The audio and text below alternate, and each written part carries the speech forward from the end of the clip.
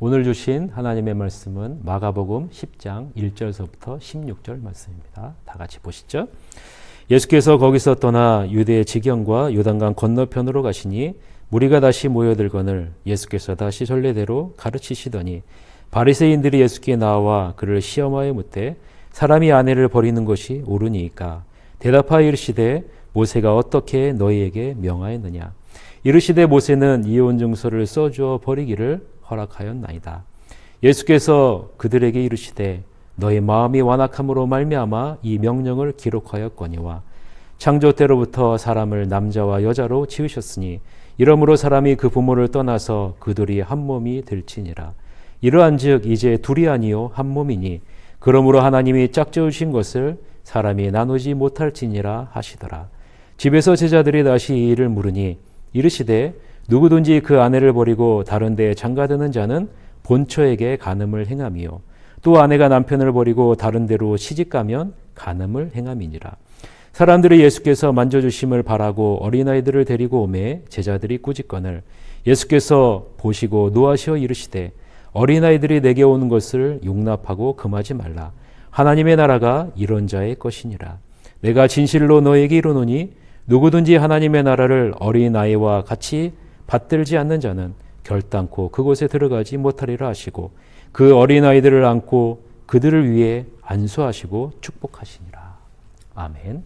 오늘은 어린아이들처럼이라는 제목으로 하나님 말씀을 보고자 합니다. 오늘 본문에서는 바리새인들이 예수를 시험하기 위해 이혼과 재혼에 대한 견해를 묻는 장면이 등장하죠. 바리새인들의 이 질문에는 예수를 위험에 빠뜨리려고 하는 의도가 숨겨져 있음을 우리는 느낄 수 있습니다. 왜냐하면 그 질문의 배경에는 헤롯 안티파스와 결혼하기 위해 본 남편과 이혼한 헤로디아가 있기 때문에 그렇죠.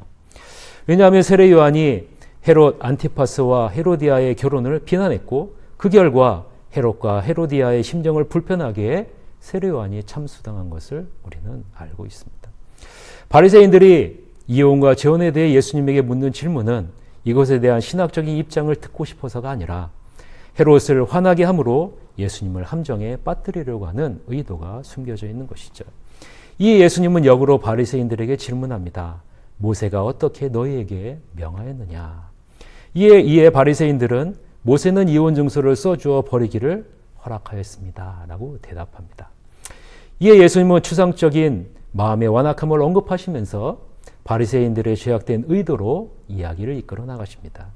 지금 바리새인들의 대답은 결혼에 대해서 하나님의 의도와 목적과 의도가 무엇인지에 있는 것이 아니라 죄로 말미암은 경우들에서 하나님이 허락하신 것이 무엇인지에 초점이 맞추어져 있다라는 것이죠. 하나님이 모세를 통해서 이혼 증서를 써주어 공식적인 이혼을 할 수 있도록 한 것은 당시 수많은 남자들이 자신의 주관적인 잣대를 가지고 아내들의 인권을 유린하고 훼손했기 때문에 그런 것이죠. 하나님은 인간의 죄로 말미암아 고통받는 수많은 여인들을 보호하기 위해서 모세를 통해서 합법적인 이혼 증서를 써주게 했고 모든 여인들의 인권을 보호하신 것입니다. 하나님은 신적 목적을 통일성을 이루기 위해 남자와 여자를 창조하시고 둘이 결혼해 하나가 되게 하셨습니다. 그래서 삼위일체의 하나님이 누리는 하나됨의 기쁨에 참여하도록 하신 것이죠. 그런데 이러한 본질을 인간은 자신들의 마음의 완악함으로 훼손했다라는 것입니다.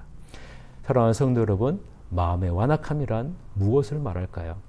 철저하게 나 개인 중심적으로 단단하게 고정되어 있는 마음을 바로 완악한 마음이라는 것입니다. 완악하고 완고하고 고집이 세서 어떠한 타협도 할 수 없는 마음을 말하는 것입니다. 결혼에 대해서도 자신이 중심이 되어 자신의 마음과 감정이 변하면 언제라도 자기 중심적으로 재해석할 수 있다라는 것이죠. 이것이 바로 완악한 인간의 마음을 말합니다. 예수가 가르친 진정한 지자도는 인간의 타락한 본성 때문에 주어진 양보들에 비추어 사는 것이 아니라 하나님의 궁극적인 의도에 비추어 살아가야 한다라는 것이죠. 이것이 바로 제자도다라는 겁니다. 그러므로 이혼은 배제되며 이혼 후의 재혼은 간음이 된다라고 오늘 본문 10절에서부터 12절에 분명하게 말씀하고 계시는 것입니다. 오늘 본문을 볼까요? 10절에서부터 12절입니다.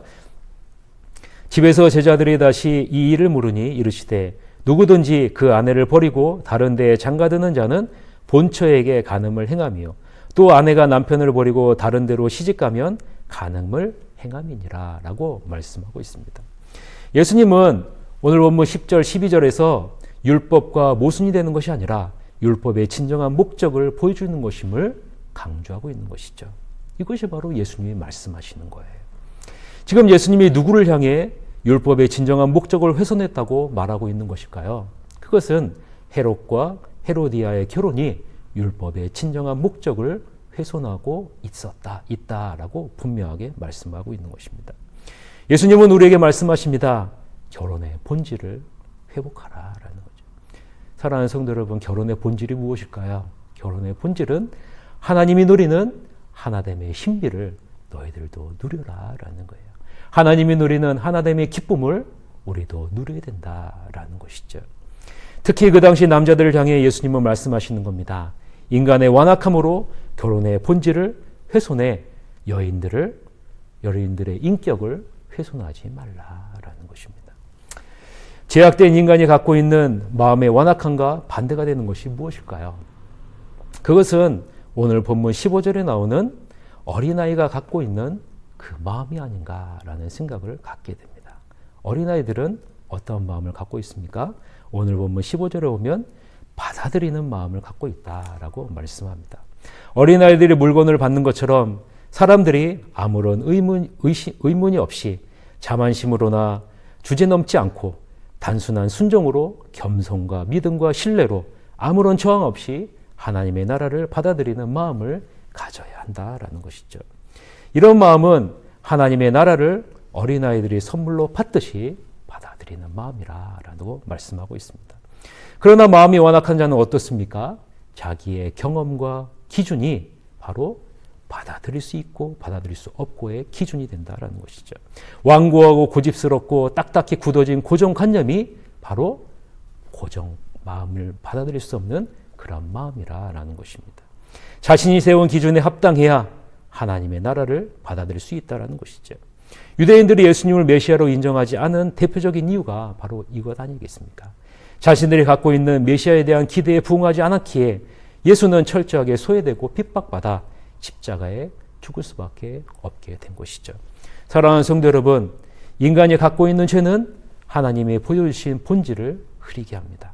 인간의 본질은 자신의 욕망을 이루는 수단으로 합리화한다라는 것이죠. 그렇기에 인간의 마음은 점점 더 고집이 세지고 단단하게 자기중심적으로 굳어질 수밖에 없는 것입니다. 그렇기에 우리는 매일마다 하나님의 말씀 앞에 서야 됩니다. 그리고 기도해야 됩니다. 우리의 마음이 완고해지지 않도록 우리는 날마다 주님을 찾아야 되는 것이죠. 우리의 마음이 어린아이와 같이 성령 하나님을 마음의 주인으로 모시게 해달라고 어린아이와 같이 합당하게 받아들이는 모습으로 나아갈 수 있도록 기도해야 된다는 것입니다. 그럴 때 성령 하나님은 우리의 마음과 생각을 지키셔서 우리의 마음이 완강해지지 않고 어린아이가 전적으로 부모의 품에 안겨 평안을 누리듯이 우리도 평안을 누리게 된다라는 것입니다. 아무쪼록 매우 힘든 이 시기에 주님이 주시는 평안함 가운데 오늘 하루도 승리하시는 여러분이 되시기를 간절히 바랍니다.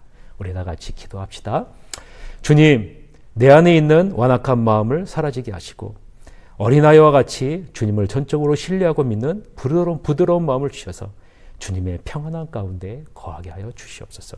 코로나 바이러스로 인해 전 세계가 심각한 상황 가운데 있는데 주님의 자비의 손길로 고통받는 자들을 위로해 주시고 속히 안정되게 하여 주시옵소서. 새하늘교회 모든 성도님들과 가정과 직장에 하나님의 특별한 돌보심과 은혜를 주시옵소서라고 우리 다 같이 기도합시다.